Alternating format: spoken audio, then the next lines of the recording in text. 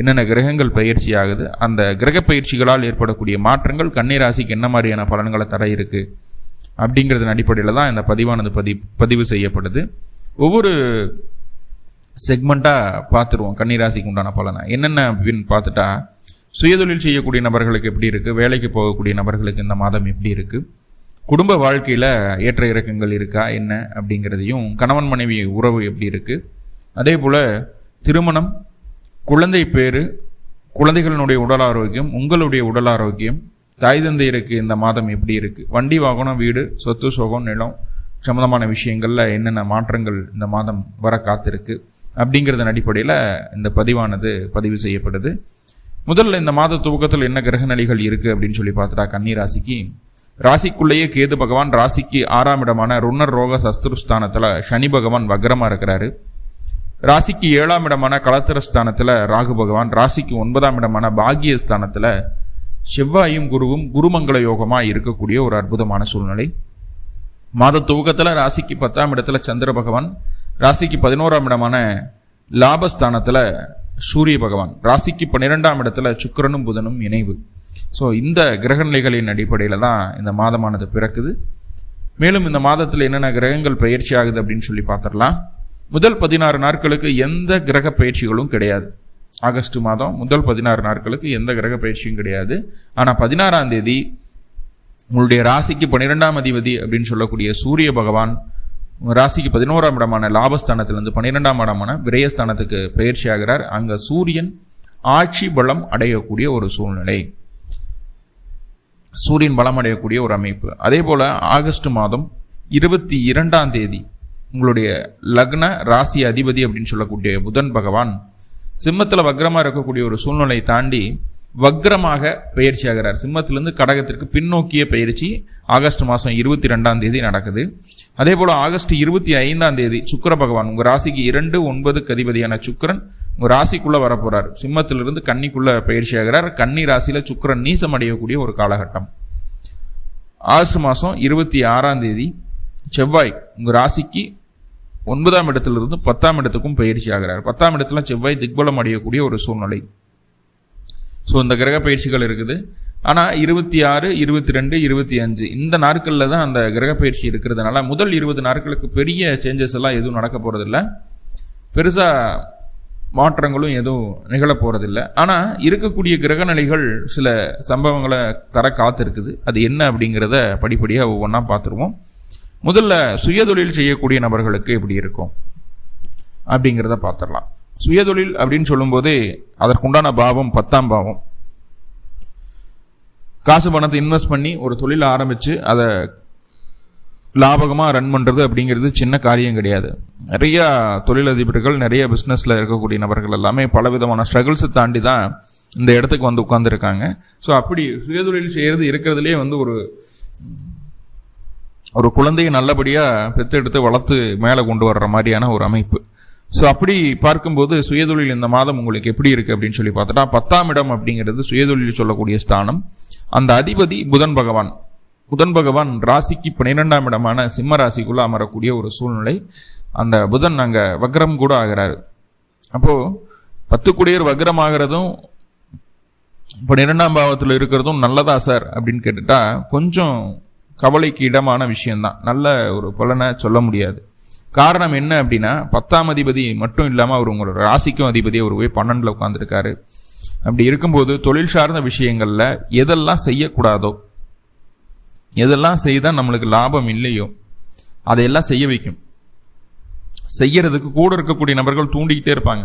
அதை செஞ்சால் இப்படி வந்துடலாம், இதை செஞ்சால் அப்படி வந்துடலாம், இதை பண்ணு அதை பண்ணு அப்படின்னு சொல்லிட்டு ஒரு தூண்டுதல் இருந்துகிட்டே இருக்கும். அப்போது இங்கே என்ன சொல்ல வருது அப்படின்னா, மற்றவர்களுடைய பேச்சை கேட்காமல் உங்களுடைய பேச்சை கேளுங்க. ஏன்னா 5 குடியர் வக்ரமாயி 10 குடியரை பார்க்குறாரு அப்படிங்கும்போது மற்றவங்க பேச்சை கேட்க மாட்டோம். நம்மளுக்கு என்ன தோணுது அப்படிங்கிறத செய்யணும். மற்றவங்க பேச்சை கேட்காம நம்மளுக்கு என்ன தோணுங்கிறத செஞ்சோம்னா ஜெயிச்சிருவோம். இப்போ மற்றவங்க பேச்சை கேட்கறதுனால தான் இங்கே பிரச்சனை. இப்போது மற்றவங்க பேச்சை கேட்காம உங்கள் பேச்சை கேளுங்க. தொழிலில் ரொம்ப ரொம்ப நல்ல மாற்றங்களை பார்க்க முடியும். எப்பவுமே 5-10 தொடர்பு அப்படிங்கிறது தொழிலை முன்னேற்றத்துக்கு கொண்டு போகக்கூடிய ஒரு அமைப்பு தான். 5 குடியரும் வக்கரமாக இருக்கிறார், 10 குடியரும் வக்கரமாக இருக்கிறாங்க, 2 பேரும் பார்வை செய்துக்கிறாங்க. அப்புறம் என்ன சார் எங்களுக்கு முன்னேற்றத்துக்கு நல்லா தானே இருக்கும், நீங்கள் என்னமோ இப்படி சொல்கிறீங்க அப்படின்னா, இங்கே தான் ஒரு சின்ன விஷயம் நடக்குது. என்ன அப்படின்னா 5-10 தொடர்பு 6-12ஆம் இடங்கள்ல சேருது. அப்போது சொந்த ஊரில் சொந்த இடத்துல சுயதொழில் செய்து முன்னேறணும்னு நினைக்கிறவங்க அல்லது குலத்தொழில் செய்து முன்னேற நினைக்கக்கூடிய நபர்களுக்கெல்லாம் இது சப்போர்ட்டிவாக இருக்காது. சரிங்களா? இதே தொழிலை வெளியூர் வெளிநாட்டிலிருந்து நான் பண்ணிட்டு இருக்கேன் சார், என்னோட பூர்வீகம் வேற, என்னோட சொந்த இடம் வேற, பிறந்த இடம் வேற, நான் வெளியில் பொழப்புக்காக வெளியில் வந்தேன், இப்போ பிஸ்னஸ் ஆயிடுச்சு, அதை ரன் பண்ணிட்டு இருக்கேன் அப்படின்னு சொல்லக்கூடிய நபர்களுக்கு இது கண்டிப்பாக வெற்றிகரமான ஒரு மாதமாக மாறும். அப்போ உள்ளூருக்குள்ளேயே இருந்து பொழப்பு நடத்துறவங்களுக்கெல்லாம் ஆகாதா சார் அப்படின்னா, கண்டிப்பாக செலவுகளை குறைச்சிக்குங்க. உங்களுக்கு கீழே வேலை செய்யக்கூடிய நபர்கள் நம்மளுக்கு சாதகமாக இருக்க மாட்டாங்க. அவர்கள அந்த திருட்டு பெரட்டெல்லாம் போகிறதுக்கு வாய்ப்புகள் உண்டு. காசு பணம்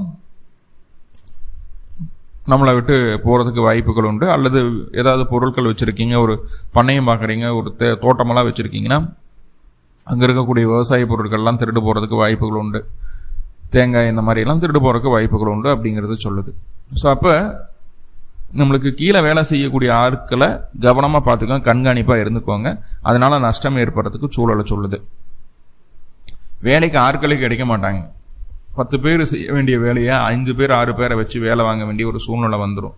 வேலைக்கு ஆட்கள் கிடைக்க மாட்டாங்க. ஸோ அந்த ஒரு விஷயமும் இருக்குது. ஸோ அதுலேயும் கொஞ்சம் கவனம் வேணும். இப்போ முன்னேற்பாடாக இருந்துக்கணும். முன்னாடியே சொல்லிட்டு வந்த விஷயத்தை எப்போ வரைக்கும் இந்த அமைப்பு இருக்குதுன்னா, ஆகஸ்ட் மாதம் 22ஆம் தேதி வரைக்கும் இந்த அமைப்பு தான் இருக்குது. அப்போ முன்னாடியே சொல்லிட்டு வந்தீங்க வேலைக்கு ஆட்கள் கிடைக்காது அப்படின்னு. அப்போ நம்ம முன்னாடியே பிளான் பண்ணிடணும். 10 பேர் வேலை செய்ய தேவை அப்படின்னா 12 பேர் 14 பேர் சொல்லிவிடுங்க. அப்படின்னா தான் கரெக்டாக அந்த 10 மேனேஜ் ஆகும்.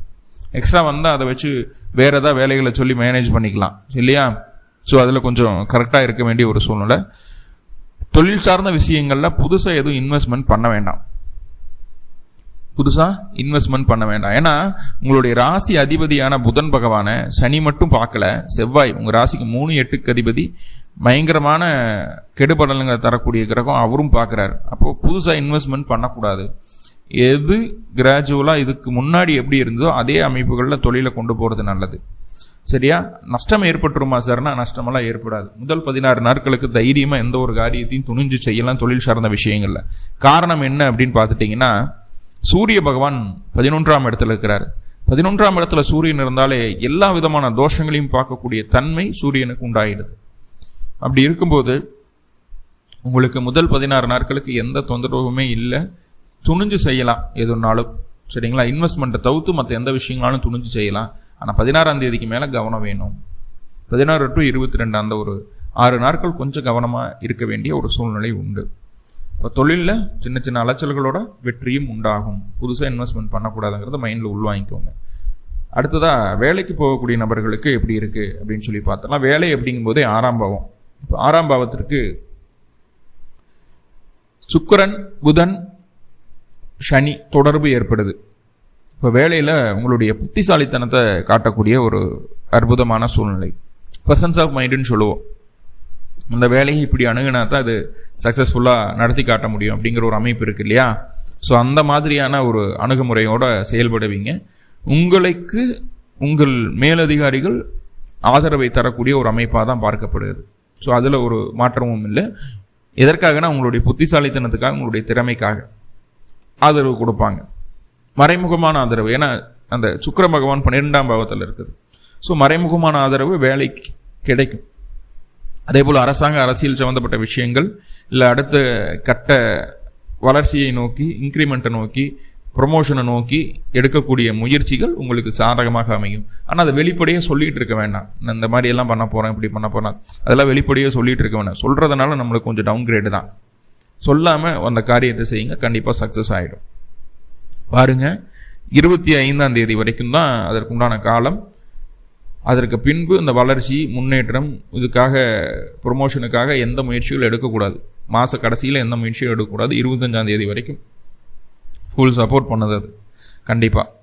தந்தையின் மூலமாக சில நேரங்களில் மருத்துவ செலவுகள் வர்றதுக்கு வாய்ப்புகள் உண்டு. தந்தையினுடைய உடல் ஆரோக்கியத்தில் கவனம் வேணும் அப்படிங்கிறத சொல்லுது. தாயாருக்கு உடல் ஆரோக்கியம் எப்படி இருக்குது அப்படின்னு சொல்லி பார்த்துட்டோம் அப்படின்னா, 4ஆம் அதிபதி 9ஆம் பாவத்தில் தான் உட்காந்துருக்காரு. கூட செவ்வாய் வந்து அமரப்போகுது. அப்படிங்கும்போது செவ்வாய் அப்படின்னு சொல்லக்கூடிய கிரகம் 4ஆம் இடத்திற்கு நல்ல ஸ்தானாதிபதி தான். அவர் போய்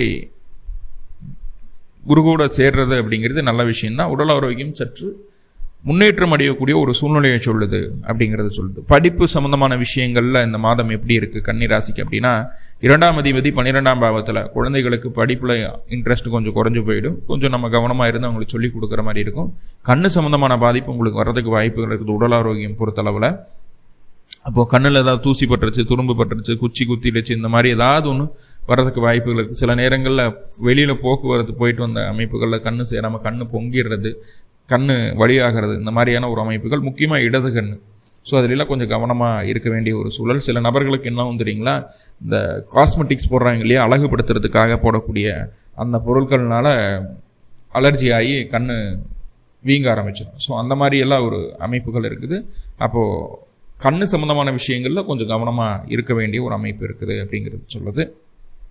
அதே போல் யூரினல் தொந்தரவுகள் சற்று வந்து போகிறதுக்கு உண்டான வாய்ப்புகள் சொல்லுது. உடலை குளிர்ச்சியாக வச்சுக்கிறதுக்கு உண்டான வழியை பாருங்கள். அடுத்ததாக சொல்லப்போனால் மேலே படிப்பு படிக்கக்கூடிய நபர்களுக்கு, உயர்கல்வி மேற்கல்வி படிக்கக்கூடிய நபர்களுக்கு 4ஆம் அதிபதி 9ஆம் பாவத்தில் இருக்கிற, 5ஆம் அதிபதி 6ல் வக்ரமாக இருக்குது. அப்போ மேல் படிப்பு உயர் படிப்பு இதுலாம் பெரிய பிரச்சனைகள் இல்லை. உயர் படிப்புக்காக வெளியூர் வெளிமாநிலம் சென்று படிக்க வேண்டிய ஒரு அமைப்பு இருக்குது. அதுக்கான முயற்சிகள் எடுத்துட்டு இருக்கோம். இன்னும் நடக்காமே இருந்துட்டு இருக்கு அப்படிங்கிற ஒரு அமைப்பு. ஹாஸ்டலில் போய் இருக்கலாம். இல்லை ஹாஸ்டலில் இருக்கக்கூடிய நபர்களுக்கு எப்படி இருக்கும் அப்படின்னு கேட்டால் அதெல்லாம் ஒரு சாதகமான ஒரு சூழ்நிலையில் இருக்குது. பயப்பட வேண்டாம். இப்போ தான் ஃபஸ்ட் இயர் போகிறாங்க, ஹாஸ்டலில் இருக்காங்கன்னா கொஞ்சம் சுணக்கங்கள் இருக்கும். வீட்டு நினைப்புகள்லாம் வரும். அடிக்கடி வீட்டில் நம்மளை கூப்பிட்டு பேசுவாங்க, நான் இங்கே இருக்கிறதுக்கு நான் வீட்டுக்கு வந்து இருந்துக்கலாம் அப்படின்னு நினைக்கிறேன் அப்படின்னு சொல்லி தன்னுடைய ஏக்கத்தை ஷேர் பண்ணுற மாதிரியான ஒரு சூழ்நிலை இருக்கும். ஏன்னா சனி வக்ரமாக இருக்குது. அந்த 6ஆம் இடத்திற்கு அந்த 5ஆம் இடத்துக்கு சூரியனுடைய பார்வை இருக்கிறதுனால வெளிப்படையாக அந்த விஷயங்களெல்லாம் பேசுவாங்க. ஸோ அப்போ குழந்தைகிட்ட என்ன நிறை குறைகள் இருக்குது அப்படிங்கிறத கேட்டு தெரிஞ்சுக்கக்கூடிய ஒரு அமைப்பும் பார்க்கப்படுது. வெளியில் ஹாஸ்டலில் இருந்து படிக்கக்கூடிய குழந்தைகளுக்கு, வெளியில் வேலை செய்யக்கூடிய நபர்களுக்கும் சரி சொல்லிக்கலாம். அங்கே இருக்கிற கஷ்ட நஷ்டங்கள்லாம் வெளிப்படையாக ஷேர் பண்ணக்கூடிய ஒரு மாதமாக இருக்குது.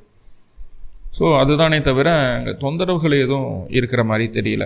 ஸோ அது அமைப்புகள் இல்லை. கணவன் மனைவி உறவு எப்படி இருக்குன்னு பார்த்துடலாம்.